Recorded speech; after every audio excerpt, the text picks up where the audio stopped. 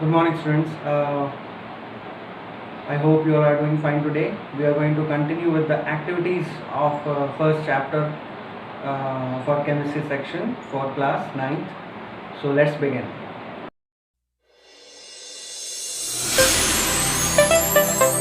Now, in our last class, we had seen 5 activities which were basically related to the spaces between particles and that movement between particles. Next is activity 1.6, which is on the page where the properties related to particles attraction, the topic is there, the activity is also in that topic.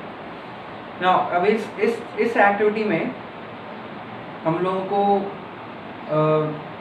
Basically instructions इस तरीके से दे रखी है कि हमें एक group of students को हमें उन्हें ग्रुप्स में डिवाइड करना है and what we have to do is कि ग्रुप्स में इस तरीके से डिवाइड करना है कि फर्स्ट ग्रुप को हमें इंस्ट्रक्ट करना है that they have to hold each other by their backs, जैसा कि आपको उसमें पिक्चर में दे रखा है. Bihu is basically a folk dance from the north east. तो उसमें जैसे बैक्स को होल्ड करके और इस तरीके का एक डांस होता है. तो उसमें हमें एक ग्रुप को इंस्ट्रक्ट करना है कि आपको इस तरीके से एक दूसरे को होल्ड करना है. There are 3 to 4 students in a group. Second group को हमें इंस्ट्रक्ट करना है that they have to hold each others hands like a chain type बनानी है. फर्स्ट ग्रुप को भी चेन बनानी है but by holding their backs. Second group को चेन बनानी है by holding their hands. And what basically we are trying to say in this कि इन दोनों ग्रुप्स को अगर आप कंपेयर करो तो आपको कौन से ग्रुप की चेन को तोड़ने में ज़्यादा इजी रहेगा, या कौन से ग्रुप की चेन को तोड़ने में you will find much more comfortable, much more easier. तो हमें पता है कि वो ग्रुप जिसने हैंड्स को होल्ड कर रखा है उस ग्रुप को तोड़ना ज़्यादा ईजी रहेगा in comparison to the group जो कि एक दूसरे को जिन्होंने बैक्स वेस्ट से जिन्होंने होल्ड कर रखा है. दिस हैपनिंग बिकॉज जो अट्रैक्शन फोर्स है वो फर्स्ट ग्रुप में ज़्यादा होगा और जो सेकेंड ग्रुप है उसमें कम होगा.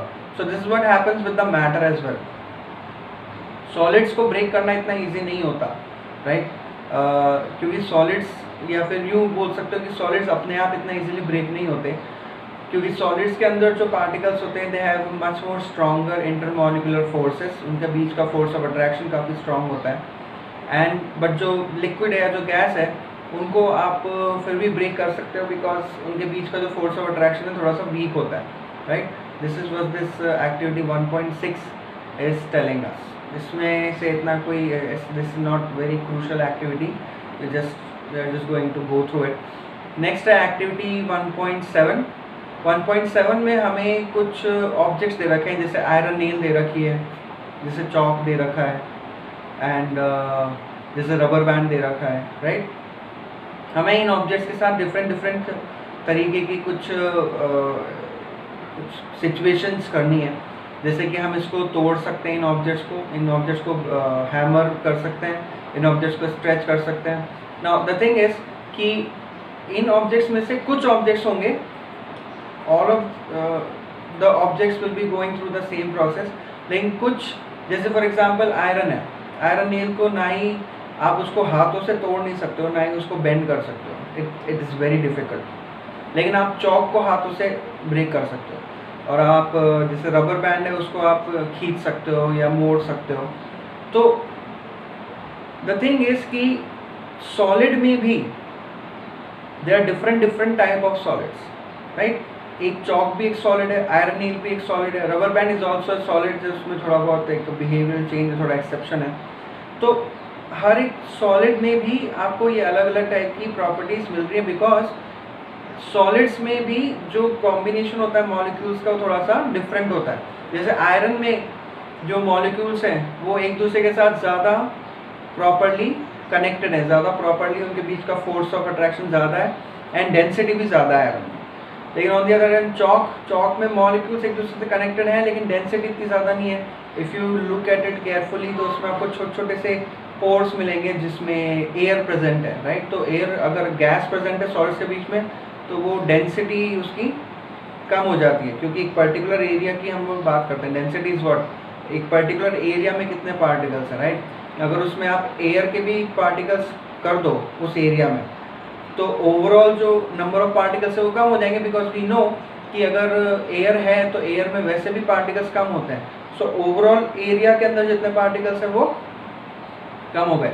अगर उतने ही एरिया में एयर नहीं है, सिर्फ सॉलिड है, तो यू कैन इमेजिन कि ज़्यादा नंबर ऑफ पार्टिकल्स आएंगे उस पर्टिकुलर एरिया में। सो बेसिकली आयरन की डेंसिटी ज़्यादा होती है और चॉक की डेंसिटी थोड़ी कम होती है, तो इसलिए चॉक को ब्रेक करना ज़्यादा ईजी होता है।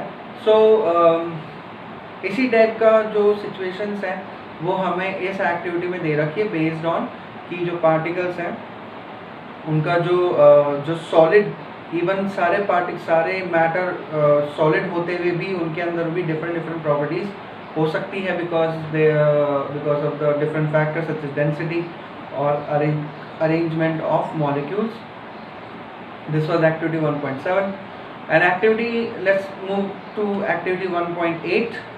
Now in activity 1.8 हमें सिंपल सी चीज़ रखी है कि if you have seen water tap, नल या वाटर नल की जिसको बोलते हैं हम लोग हिंदी में, उसमें से जब पानी बह रहा होता है तो if you try to cut it, water की जो स्ट्रीम आ रही है अगर आप उसको हाथ से कट करने की कोशिश करोगे तो ऐसा होता नहीं है।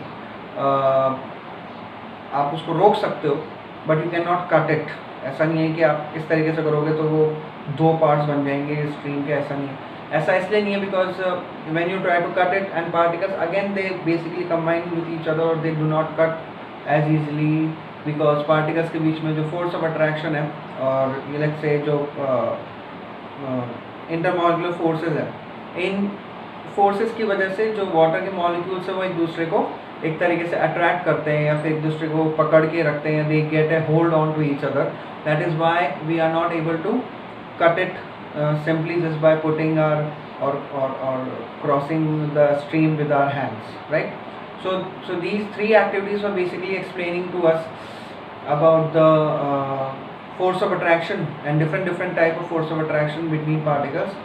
The force of attraction is more basically, then it is difficult to break down or to stretch or to cut something, and if it is less then it becomes easier in comparison. And जो remaining activities हैं from activity 1.9 we are going to do in our next class.